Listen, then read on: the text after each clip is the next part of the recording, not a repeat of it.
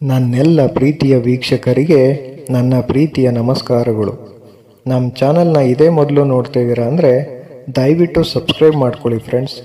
ಮುಂಚೆಯಿಂದ ನೋಡ್ತಾ ಇದ್ದೀರಾ ಆದರೂ ಸಬ್ಸ್ಕ್ರೈಬ್ ಆಗಿಲ್ಲ ಅಂದರೆ ದಯವಿಟ್ಟು ಸಬ್ಸ್ಕ್ರೈಬ್ ಮಾಡ್ಕೊಳ್ಳಿ ಫ್ರೆಂಡ್ಸ್, ಸಪೋರ್ಟ್ ಮಾಡಿ. ಆರ್ಥಿಕ ಸ್ಥಿತಿ ಎಷ್ಟೇ ಚೆನ್ನಾಗಿದ್ದರೂ ಕೂಡ ಜೀವನದ ನಿಜವಾದ ಸಂತೋಷವನ್ನು ಅನುಭವಿಸುವುದಕ್ಕೆ ಮಾನಸಿಕ ಸ್ಥಿತಿ ಚೆನ್ನಾಗಿರುವುದು ಅಷ್ಟೇ ಅವಶ್ಯಕ. ಕರ್ಮವು ಯಾವಾಗಲೂ ತನ್ನ ವಿಳಾಸವನ್ನು ಮರೆಯುವುದಿಲ್ಲ. ಸರಿಯಾದ ಸಮಯಕ್ಕೆ ಮತ್ತು ಸೂಕ್ತ ಸ್ಥಳಕ್ಕೆ ಹೋಗಿ ಮುಟ್ಟಿಯೇ ತೀರುತ್ತದೆ. ಒಬ್ಬರ ಮನಸ್ಸು ನೋಯಿಸುವುದು ಸಾಧನೆಯಲ್ಲ, ಒಬ್ಬರ ಮನಸ್ಸು ಗೆಲ್ಲುವುದು ಇಲ್ಲವೇ ಪರಿವರ್ತನೆ ಮಾಡುವುದು ನಿಜವಾದ ಸಾಧನೆ. ಭಗವಂತ ನಿನ್ನ ಪ್ರಾರ್ಥನೆಗೆ ತಕ್ಷಣ ಪ್ರತಿಫಲ ಕೊಟ್ಟರೆ ನಿನ್ನ ವಿಶ್ವಾಸವನ್ನು ಇನ್ನೂ ಗಟ್ಟಿ ಮಾಡುತ್ತಿದ್ದಾನೆಂದೇ ಅರ್ಥ. ನಿನ್ನ ಪ್ರಾರ್ಥನೆಗೆ ಯಾವತ್ತೂ ಪ್ರತಿಫಲನೆ ಸಿಗದಿದ್ದರೆ ನಿನಗೆ ಅತ್ಯುತ್ತಮವಾದುದನ್ನು ಕಾಯ್ದಿರಿಸುತ್ತಿದ್ದಾನೆಂದೇ ಅರ್ಥ. ಇನ್ನೊಬ್ಬರ ಬದುಕಲ್ಲಿ ಇಣುಕಿ ನೋಡ್ತಾ, ಇನ್ನೊಬ್ಬರ ಸಂಸಾರದ ಬಗ್ಗೆ ಮಾತನಾಡ್ತಾ ಕಾಲಹರಣ ಮಾಡಬೇಡಿ. ನಿಮ್ಮ ಮನೆಯಲ್ಲಿ ಕೊಳೆತು ನಾರುತ್ತಿರುವಾಗ ಹೊಲಸನ್ನು ಮೊದಲು ಸ್ವಚ್ಛ ಮಾಡಿಕೊಳ್ಳಿ.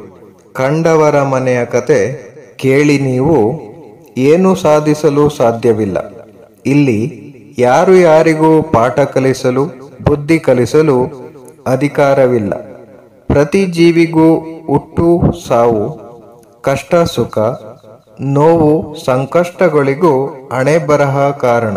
ಕಾಲಚಕ್ರದೊಳಗೆ ಯಾರನ್ನು ಮೇಲೆ ಎತ್ತಬೇಕು, ಯಾರನ್ನ ಪಾತಾಳಕ್ಕೆ ತುಳಿಯಬೇಕು ಕಾಲ ನಿರ್ಣಯ ಮಾಡುತ್ತದೆ.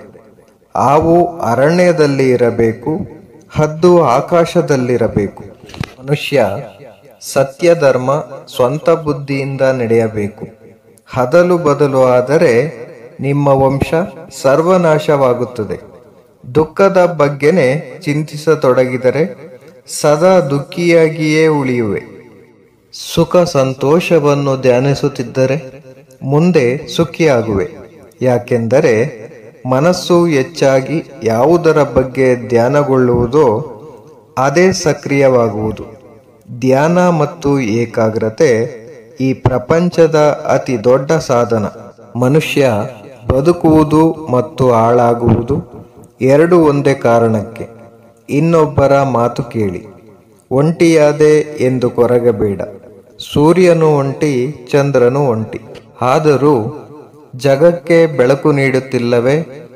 ಒಂಟಿಯಾದಾಗಲೇ ನೀನು ಏನು ಎಂದು ಅರ್ಥವಾಗುವುದು. ನಿನ್ನ ಸ್ವಾರ್ಥ ಎಷ್ಟು ಎಂದು ತಿಳಿಯುವುದು. ಸೂರ್ಯ ಚಂದ್ರನಂತೆ ನೀನು ಜಗತ್ತಿಗೆ ಬೆಳಕು ನೀಡುವುದು ಬೇಡ.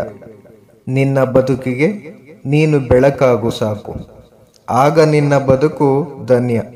ಯಾರು ನಿನ್ನ ಬಗ್ಗೆ ಕೆಟ್ಟದಾಗಿ ಮಾತನಾಡುತ್ತಾರೆ ಎಂದು ಯೋಚನೆ ಮಾಡಬೇಡ.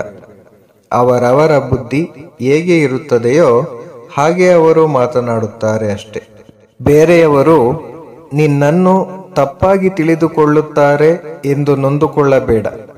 ಏಕೆಂದರೆ ಅವರ ತಿಳುವಳಿಕೆ ಎಷ್ಟಿದೆಯೋ ಅಷ್ಟೇ ಅವರು ನಿನ್ನನ್ನು ತಿಳಿದುಕೊಂಡಿರುತ್ತಾರೆ. ಅದರಲ್ಲಿ ನಿನ್ನ ತಪ್ಪೇನೂ ಇಲ್ಲ. ಒಂದು ನೋವಿನಿಂದ 1000 ಹನಿ ಕಣ್ಣೀರು ಹಾಕಿದೆ ಎಂದು ನೊಂದುಕೊಳ್ಳಬೇಡ. ಆ ಒಂದು ನೋವಿನಿಂದ ಲಕ್ಷಗಟ್ಟಲೆ ಅನುಭವ ಪಡೆದೆ ಎಂದು ಖುಷಿಪಡು. ಅನುಭವಗಳೇ ನಿನ್ನ ಉನ್ನತ ಜೀವನದ ದಾರಿಗೆ ಸ್ಫೂರ್ತಿ.